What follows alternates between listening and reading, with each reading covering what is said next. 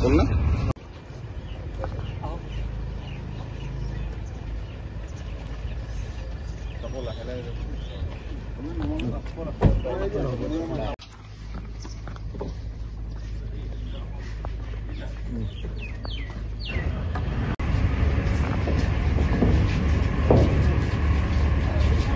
মানুহে কয় ভগৱানক বিচাৰি নাপায় মই ভগৱানকে কাম কৰি আছো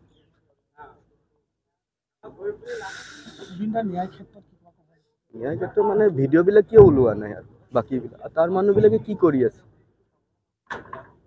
ইমান দিন কিয় লাগিল